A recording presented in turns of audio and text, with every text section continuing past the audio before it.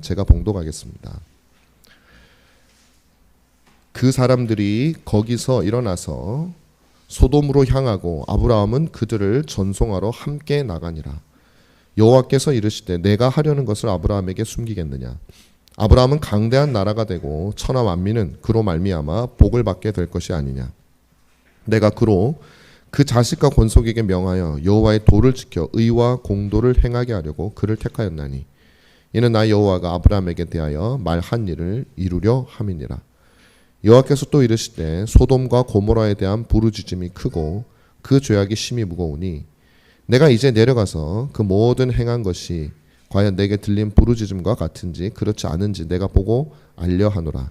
그 사람들이 거기서 떠나 소돔으로 향하여 가고 아브라함은 여호와 앞에 그대로 섰더니 아브라함이 가까이 나아가 이르되 주께서 의인을 악인과 함께 멸하러 하시나이까. 그 성 중에 의인 50명이 있을지라도 주께서 그곳을 멸하시고 그 50의인을 위하여 용서하지 아니하시리이까. 주께서 이같이 하사 의인을 악인과 함께 죽이심은 부당하오며 의인과 악인을 같이 하심도 부당하니이다. 세상을 심판하시는 이가 정의를 행하실 것이 아니니까. 여호와께서 이르시되 내가 만일 소돔 성읍 가운데에서 의인 50명을 찾으면 그들을 위하여 온 지역을 용서하리라. 아브라함이 대답하여 이르되 나는 티끌이나 재와 같사오나 감히 죽게 아뢰나이다. 50의인 중에 5명이 부족하다면 그 5명이 부족함으로 말미암아 온 성읍을 멸망하리이까. 이르시되 내가 거기서 45명을 찾으면 멸하지 아니하리라. 아브라함이 또 아뢰어 이르되 거기서 40명을 찾으면 어찌하려 하시나이까. 이르시되 40명으로 말미암아 멸하지 아니하리라. 아브라함이 이르되 내 주여 노하지 마시옵고 말씀하게 하옵소서. 거기서 30명을 찾으면 어찌하려 하시나이까. 이르시되 내가 거기서 30명을 찾으면 그리하지 아니하리라. 아브라함이 또 이르되 내가 감히 내 주께 아뢰나이다. 거기서 20명을 찾으시면 어찌하려 하시나이까. 이르시되 내가 20명으로 말미암아 그리하지 아니하리라. 아브라함이 또 이르되 주는 노하지 마옵소서. 내가 이번만 더 아뢰리이다. 거기서 10명을 찾으면 어찌하려 하시나이까. 이르시되 내가 10명으로 말미암아 멸하지 아니하리라. 여호와께서 아브라함과 말씀을 마치시고 가시니 아브라함도 자기 곳으로 돌아갔더라. 아멘.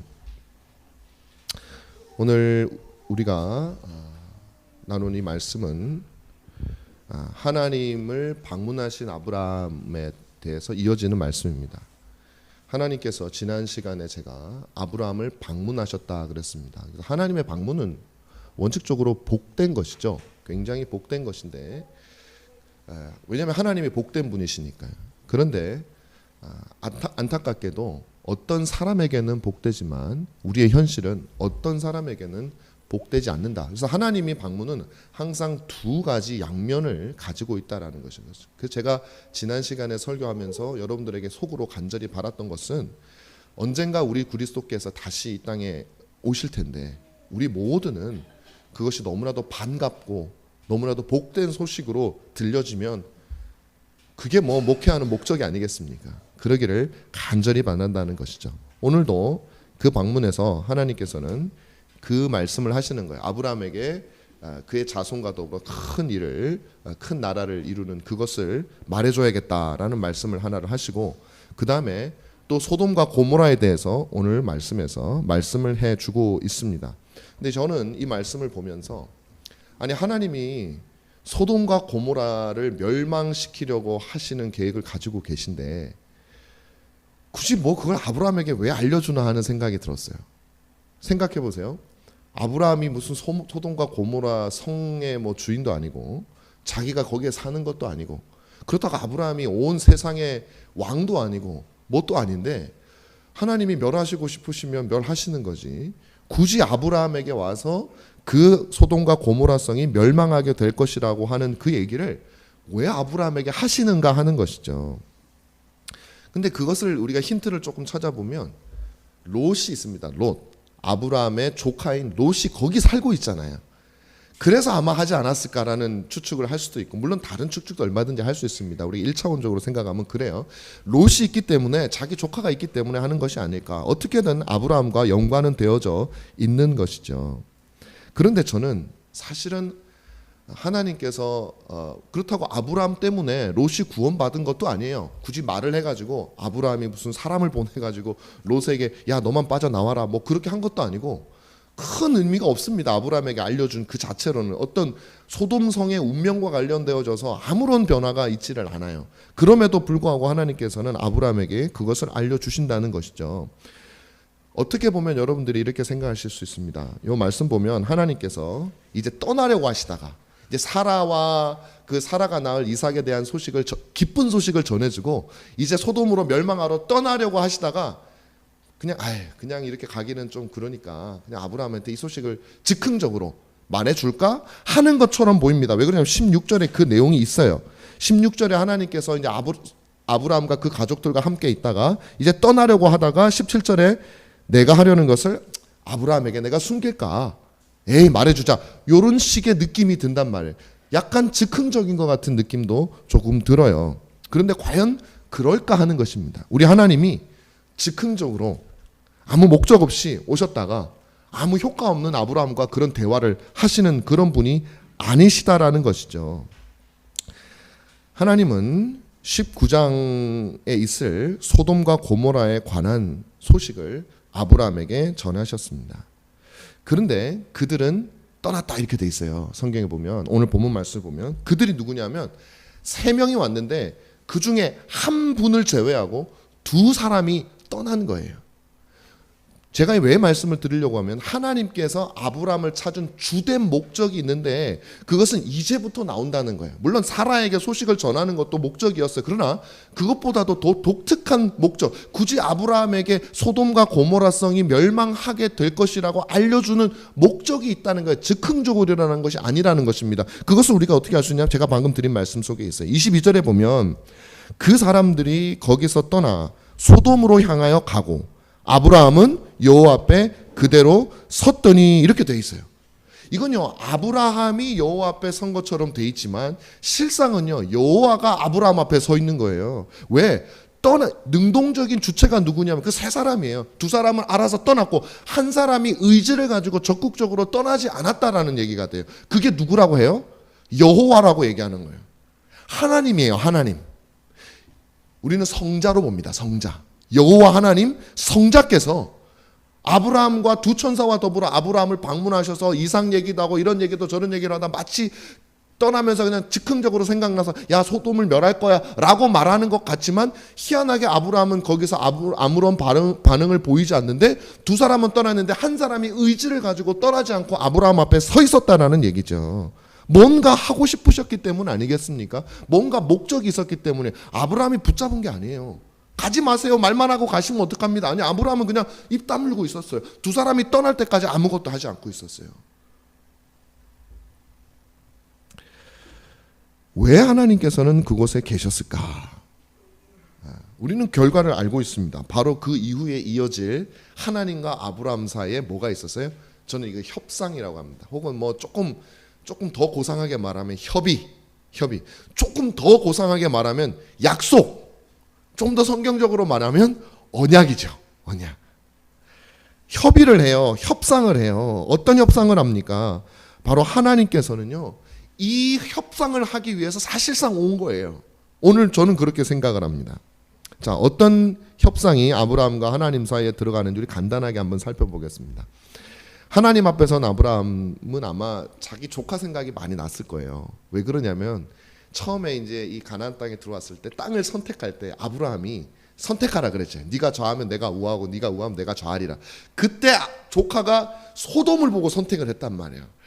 어쩌면 그것도 아브라함에게는 좀 죄책감처럼 자기 책임처럼 느껴졌을 수 있어요. 그때 내가 차라리 거길 선택할 거. 그 조카한테 그 기회를 줬더니 얘네가 지금 같이 망하게 됐구나. 내 책임도 뭔가 있구나. 내가 뭐라도 해야겠다라는 생각을 했을 수가 있습니다. 어쨌든 무슨 이유인지는 모르겠지만 아브라함은 하나님과 협상을 벌입니다. 그런데 재밌는 거는요. 이 협상에서 하나님의 정의에 대해서 호소합니다. 아브라함이. 하나님 이렇게 하시는 거는 정의롭지가 않지 않습니까? 거기 의인들도 있을 텐데 성을 다 멸해버리면은 그 의인들도 같이 죽게 되는데 그러면 하나님은요 정의롭지 않은 거예요. 하나님을 막 가르쳐요. 제가 보면서 건방지더라고요. 보니까 여기 25절 같은 데 보면 주께서 이같이 하사 의인을 악인과 함께 죽이시면 부당하오며 막 이러는 거예요. 지금 누구 앞에서 정의를 따지고 있어요. 지금 급한 거예요. 지금 아브라함이 설득하는 거죠. 하나님 앞에. 그래서 이렇게 얘기하는 거죠. 50명 의인이 있으면 멸하겠습니까? 아마 아브라함은 50명 정도는 있으리라 생각한 것 같아요. 소돔이 한 50명은 있지 않겠나. 근데 하나님께서 오케이. 근데 가만히 생각해 보니까 저 성의 분위기로 봐서는 50명 없을 수도 있을 것 같거든요. 45명은 어떻겠습니까? 좋아. 아니 45명 좀 어렵겠는데 40명, 30명, 20명, 10명. 아마 10명 했을 때는 아마 아브라함이 아무리 성이 그렇게 범죄가 득식을 거리고 사람들이 타락했더라도 그래도 10명은 있겠지 의인이. 아마 최소한 안전하게 그렇게 하지 않았을까 싶어요. 결과는 어떻죠? 10명 없어요. 10명 없습니다. 그렇게 됐어요. 하나님께서는요 그 말을 다 들어주세요. 그런데 한번 잘 생각해 보세요.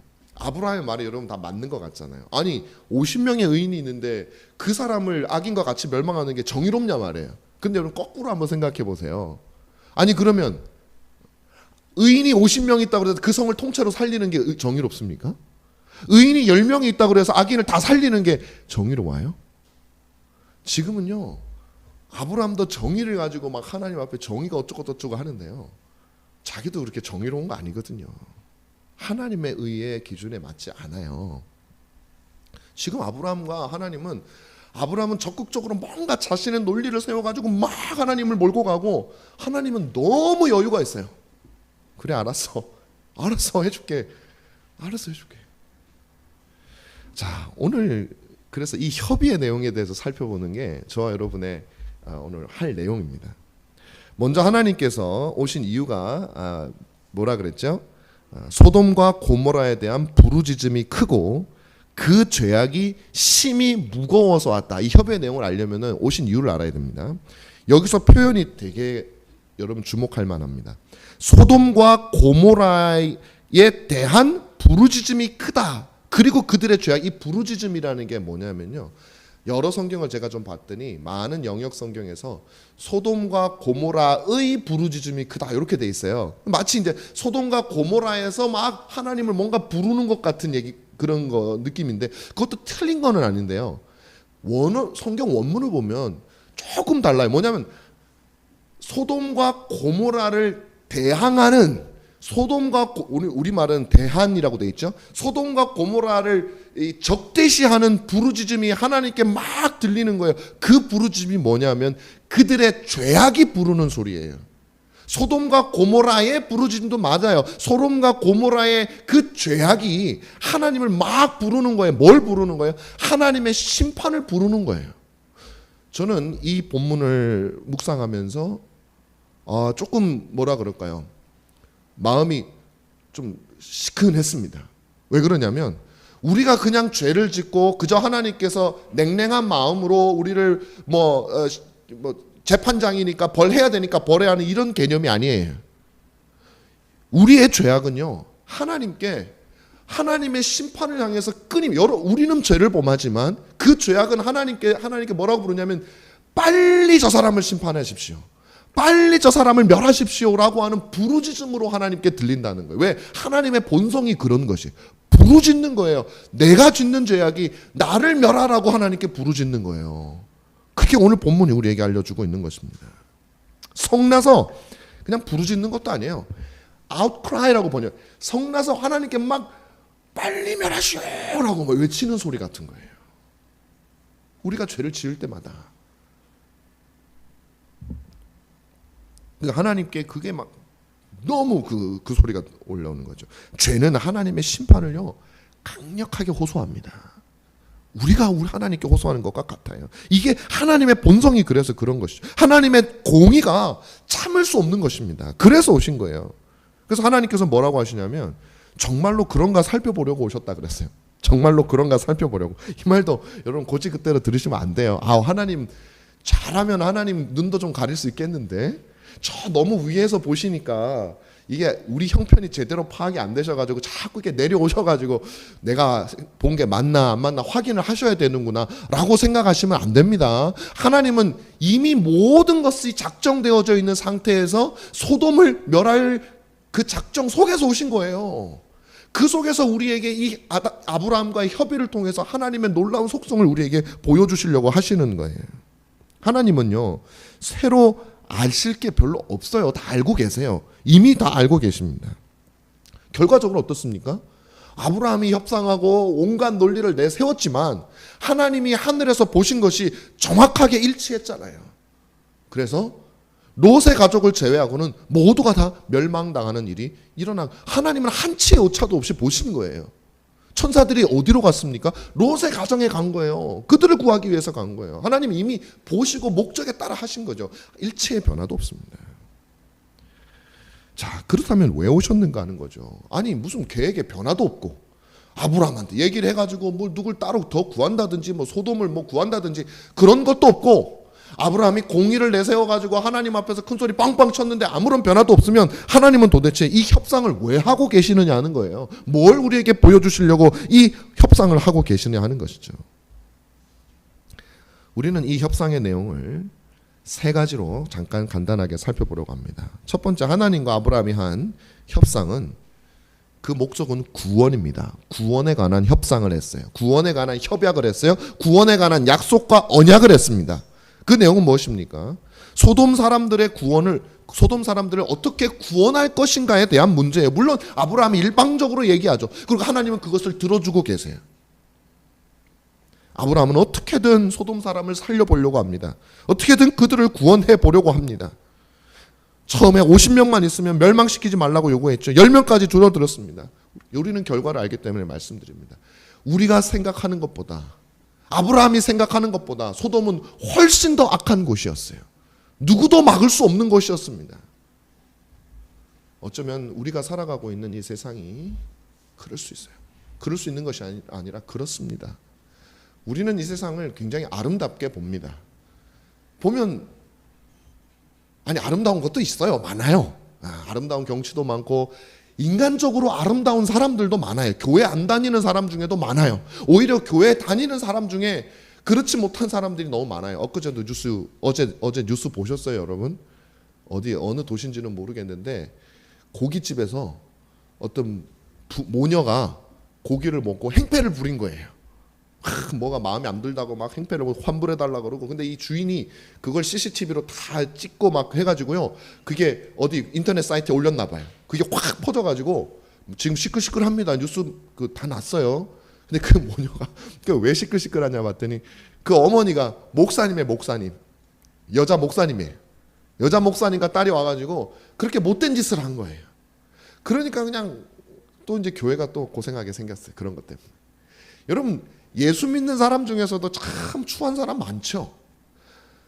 불신자 중에 아름다운 사람이 많은 것 같아요. 물론 그런 면도 있습니다. 세상에는 아름다운 게 많아요. 그러나 우리가 하나님의 관점에서 보면 그 가게 주인에게 그 여 목사가 했던 행동이 너무나도 추하잖아요. 너무나도 악하잖아요. 그런데 여러분, 그것보다 훨씬 더 악한 것이 무엇이냐면, 천하 만물을 창조하시고 우리에게 생명과 호흡을 주시고 지금도 우리가 살 수 있는 빛과 비와 필요한 모든 것을 공급해 주시는 그 하나님을 멸시하고 있는 사람들이야말로 더 추한 거예요. 그 여자 목사님도 자기 딸한테는 얼마나 잘했겠어요. 얼마나 자상한 어머니였고 얼마나 아름다운 어머니였겠습니까. 딸은 그렇게 느낄 거죠. 딸하고 같이 그렇게 했으니까.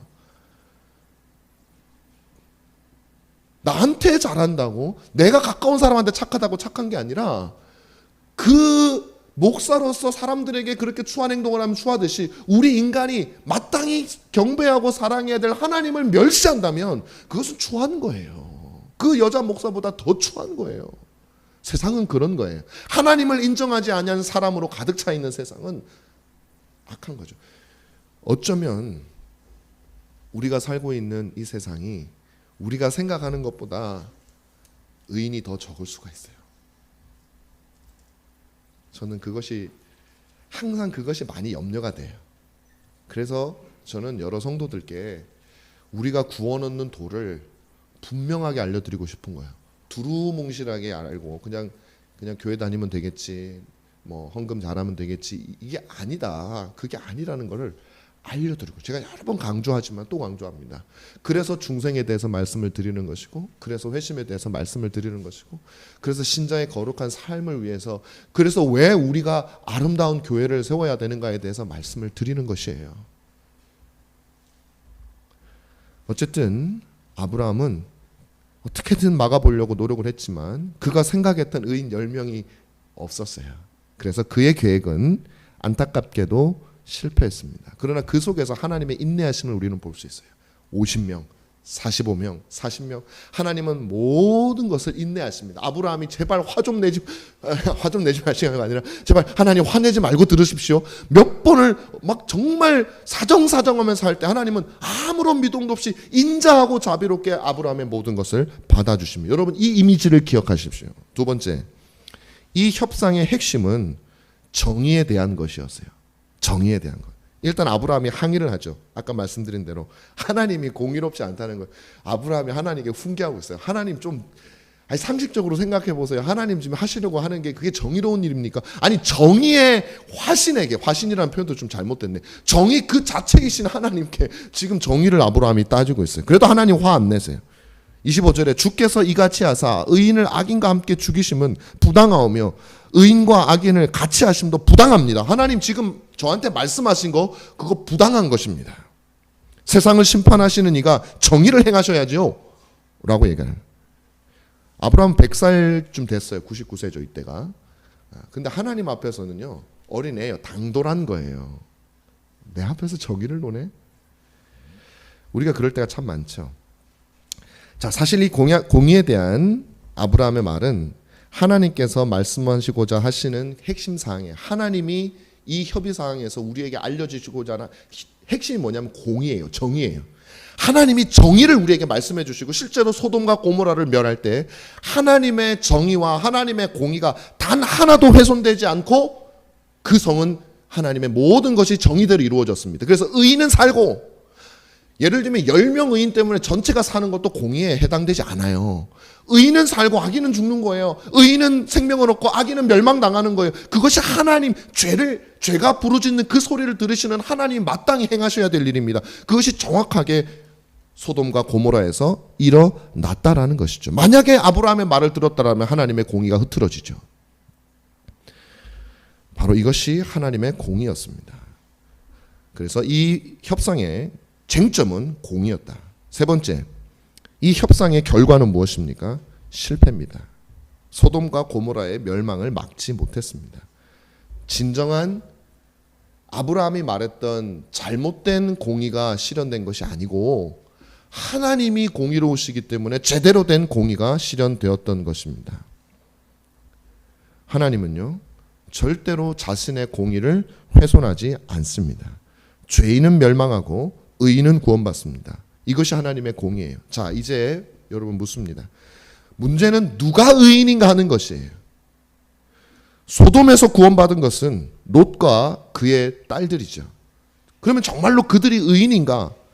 저는 인정하기 싫더라고요. 롯이 보인 행동들 보고 그 딸이 그 이후에 여러분들이 만약에 스토리를 아시면 우리 이제 보겠지만 이 사람들이 구원받을 만한 의인이 맞는 거야? 하는 생각이 드는 행동들을 해요. 그런데 베드로후서 2장 7절에서 하나님께서 베드로를 통해서 뭐라고 말씀하셨냐면 롯을 의로운 롯이라고 불러버리세요. 하나님이. 저는 반대를 막 하고 싶은데 하나님이 그렇게 불러버린다고. 이제 꼼짝없이 그냥 롯은 의로운 사람이 된 거예요. 제가 뭐라고 할 수가 없어요. 롯이 구원받은 것은 의롭기 때문에 구원을 받은 것입니다. 그러면 그가 무슨 의를 가졌냐 하는 것이에요. 그 이후의 행동들을 보면 너무나도 비참한 행동들을 하는데 어떤 의미의 의인인가 하는 것이죠. 사람들은요 우리가 생각하는 도덕적인 일을 많이 하고 착하게 하고 그런 그 여자 목사님이 했던 그런 행동들을 하지 않고 뭔가 그런 것들, 법을 잘 지키는 것들, 도덕을 잘 지키는 것들, 내가 행하는 것들, 거기에서 의를 찾습니다. 그런데 성경이 말하는 의는 심지어 롯에게도 그것이 의라고 말하지 않아요. 롯은 그런 것이 없어요. 롯이요 소돔성에서 들어가가지고 거기서 살다 보니까 내가 너무 의로운데 이 사람들 너무 악해. 그래서 소돔 정화 캠페인을 벌린다든지 무슨 소돔을 위한 무슨 NGO 단체를 만들어 가지고 거기서 뭐 민주화를 위해서 투쟁을 한다든지 그런 거 없어요. 롯은 그런 거 하지 않았어요. 그럼에도 불구하고 롯이 의인인 이유는 제가 볼 때는 하나밖에 없습니다. 그것은 바로 하나님의 천사들이 와가지고 롯에게 한 그 말을 롯이 믿었기 때문이에요. 그것을 그냥 머리로만 믿은 것이 아니라 네가 가지고 있는 모든 재산을 버리고 떠나라고 얘기했을 때 롯은 그것을 포기할 만큼 그를 믿었어요. 그 믿음밖에 없습니다. 그 외에는 아무것도 없어요. 19장 29절에 창세기 19장 29절에 하나님이 그 지역의 성을 멸하실 때 곧 롯이 거주하는 성을 엎으실 때에 하나님이 아브라함을 생각하사 롯을 그 엎으시는 중에서 내보내셨더라. 그렇게 돼 있어요. 여기서 또 재밌는 게 나옵니다. 분명히 믿음 때문에 구원을 받았는데 이것이 아브라함 덕분이라고 얘기를 해요. 아브라함 덕분이라고. 베드로는 이 롯이 의인이라고 말하죠. 다시 말하면 롯이 가지게 됐던 롯이 가지게 됐던 믿음이 어떤 방식으로든 아브라함과 연결되어져 있었다라는 사실이에요. 자, 뭐 그게 어떻게 연결되어 있는지 정확하게 본문에 나오진 않습니다. 그러나 아브라함이 하나님께 의인으로 인정받을 때 어떻게 되었습니까? 믿음으로 받게 되었죠. 그렇다면 당연히 롯도 믿음으로 받게 된 것입니다. 그 증거는 말씀드린 대로 천사들을 따라갔던 것이죠. 그리고 또 하나의 증거가 있습니다. 그 롯의 아내가 소돔성에서 빠져나와가지고 도망갈 때 절대 뒤를 돌아보지 말라고, 그 믿음이죠. 돌아보지 말라고 얘기를 했지만 그 믿음을 저버리고 돌아봤을 때는 소금 기둥이 같이 멸망하게 된 거죠. 그러니까 여기서 쟁점 뭐냐면 천사의 말을 믿느냐 안 믿느냐, 이것이 쟁점이란 말이에요. 그리고 또 하나, 이 믿음은 어디에서 온 것이냐, 바로 아브라함과 관련되어져 있다는 사실이에요. 자, 제가 여기까지 여러분들께 이 협상과 관련되어져서 나타난 결과에 대해서 말씀을 드렸습니다. 이제 말씀을 정리하려고 합니다. 첫째, 우리는 이 모든 내용들을 통해서 볼 수 있는 귀중한 첫 번째 진리는 하나님의 공의는 반드시 만족하게 된다라는 사실입니다.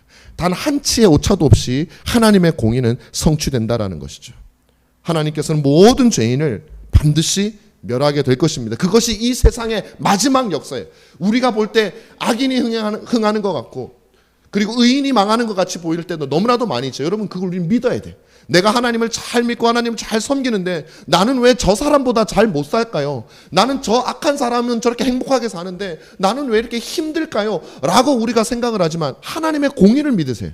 하나님께서는 단 한치의 오차도 없이 하나님은 의인에게 복을 주시고 악인에게 벌을 주시는 하나님이시라는 사실을 우리가 믿고 그 최종적인 마지막 최후의 심판에 이루어지게 되는 것이, 그래서 최후의 심판은요 반드시 있어야만 하는 것, 하나님의 속성상 없을 수가 없는 것이, 우리는 이 믿음을 가져야 됩니다. 죄인은 멸망당할 것이고 의인은 구원받을 것입니다. 10명의 의인이, 내 아버지가 예수를 믿는다고 해서 내가 구원받는 건 아니에요. 물론 제가 아브라함과 롯을 연결시키는 건 제가 나중에 말씀드릴게요.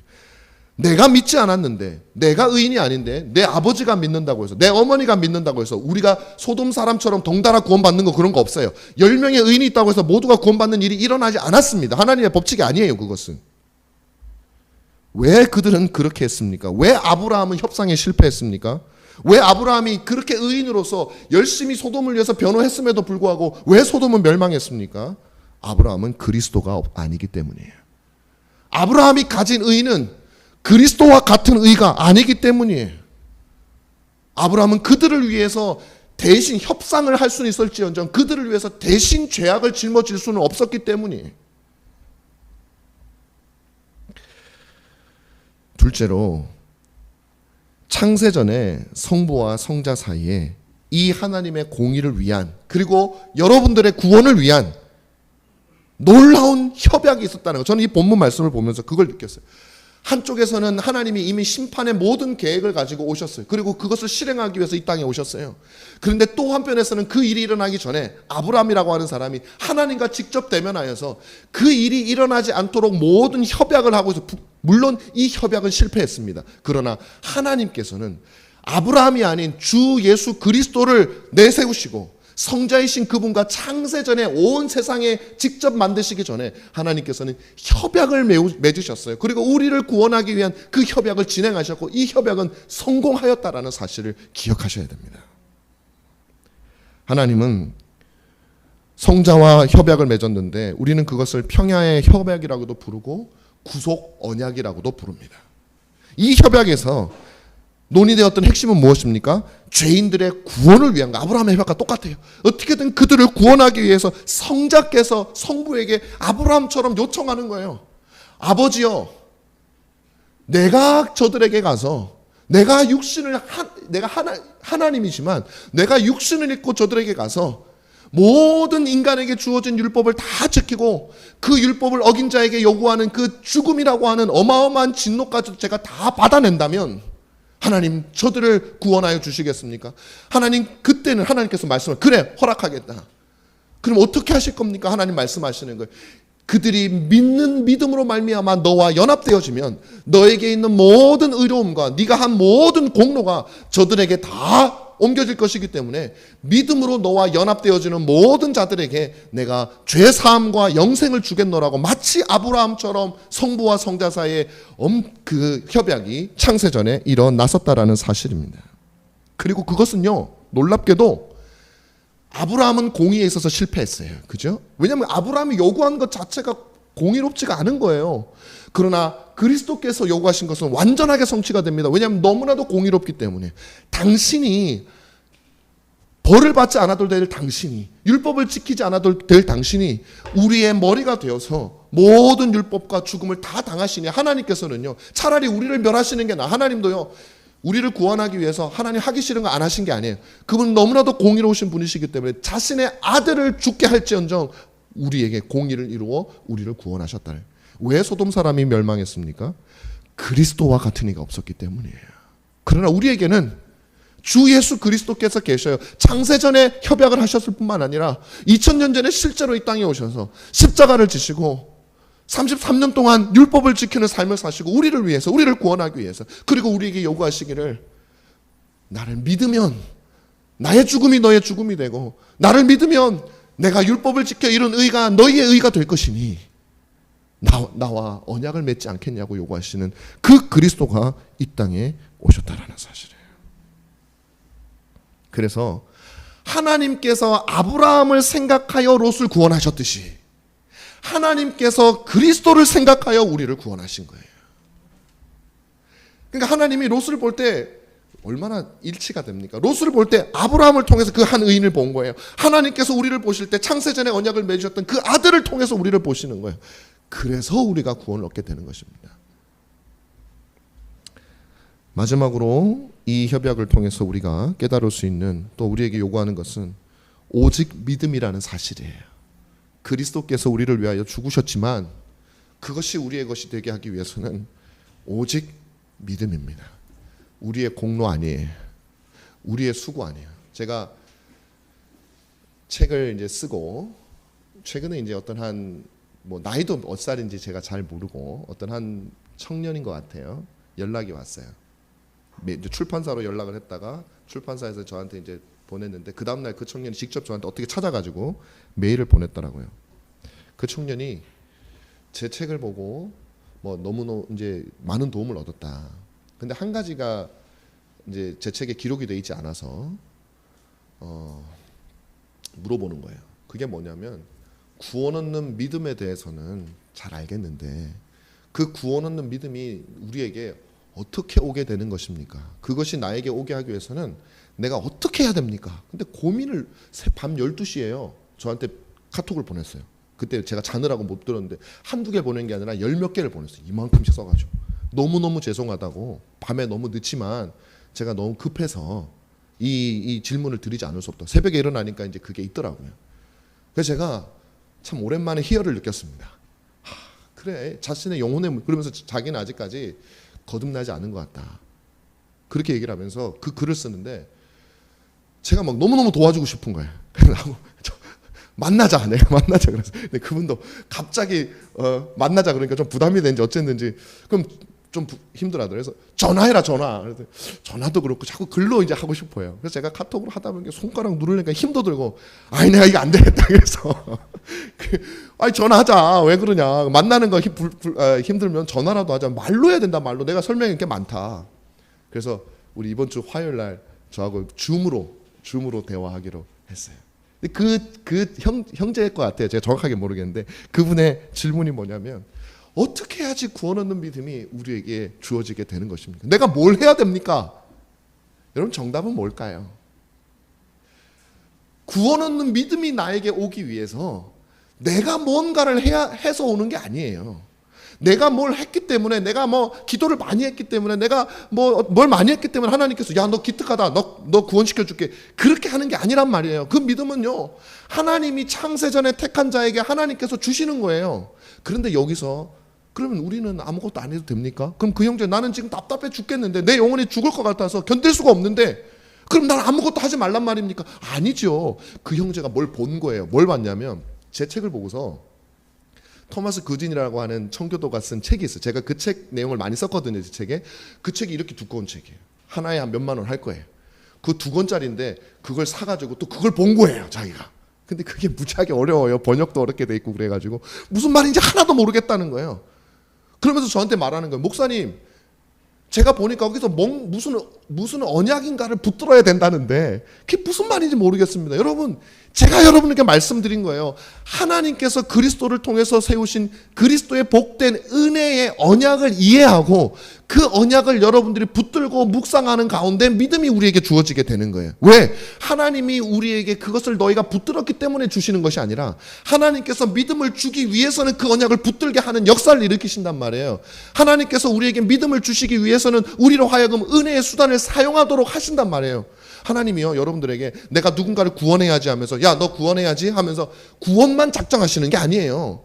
뜬금없이 잘 가다가 갑자기 구원이 확 일어나는 게 아니란 말이에요. 하나님께서는 한 영혼을 구원하시기 위해서 뭘 하시냐면 그 영혼의 환경과 모든 수단들도 함께 정해 놓으셨어요. 그것이 무엇입니까? 하나님의 말씀을 듣고 하나님의 말씀을 배우고 자기 자신을 성찰하고 무엇보다도 은혜 언약을 살펴보는 거예요. 그 속에서 믿음이 일어나게 되는 것입니다. 그것이 하나님이 정해놓으신 법, 가장 일반적인 길이에요. 사랑하는 여러분, 우리가 구원받는 길은 다른 곳에 있는 게 아니에요. 전적으로 하나님께 있어요. 그리고 그 하나님께서는 비록 부족하지만 이 목사의 입을 통해서 설교를 통해서 여러분들에게 지금도 그리고 어제도 앞으로도 계속 말씀하실 거예요. 왜? 여러분들을 구원하려고 작정했으니까. 그러나 여러분들 만약에 여러분들이 그 은혜 언약을 생각하지 못하고 그 말씀을 다 흘려보내신다면 그건 여러분 스스로 내가 하나님의 백성이 아니라는 것을 증명하는 꼴이 되고 만다는 사실이에요. 저는 부디 오직 우리의 구원은 믿음으로 말미암는다라는 이 진리를 붙드시기를 바라요.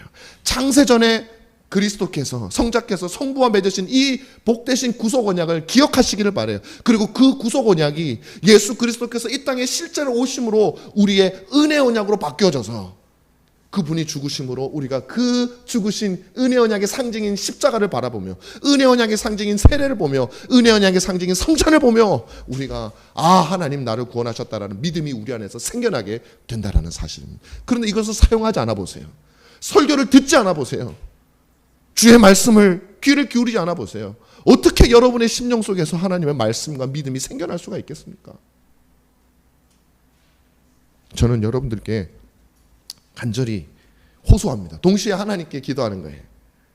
하나님, 우리 은가람 교회에 속한 모든 이들이 오늘 아브라함이 하나님과 협상하는 그 속에서 창세전에 그리스도께서 자신의 영혼을 위해서 성부와 나눴던 그 언약을 생각하고 그다음 실제로 당신이 직접 오셔서 십자가에 죽으셨던 이 은혜 언약을 함께 생각하며 여기 있는 모든 이들에게 구원 얻는 믿음이 생겨날 수 있도록 역사하여 주시옵소서. 이를 위해서 이들이 듣게 하여 주시옵소서. 마음을 좀 열게 하여 주시옵소서. 자신의 하나님 없는 삶의 비참함을 깨닫게 하여 주시옵소서. 저의 기도가 바로 그것입니다. 여러분들도 함께 이를 위해서 기도해서 우리 은가람 교회 안에는 은혜 언약이 뭔지에 대해서 제가 혹시 은혜 언약 말하면 성도들이 또 못 알아들으면 어떡하지라는 걱정을 하지 않을 수 있도록 여러분들이 이 은혜 언약을 읽으시고 들으시고 또 묵상하셔서 여러분 가슴속에 깊이 새겨 놓으시는 저와 여러분 다 되시기를 간절히 바랍니다.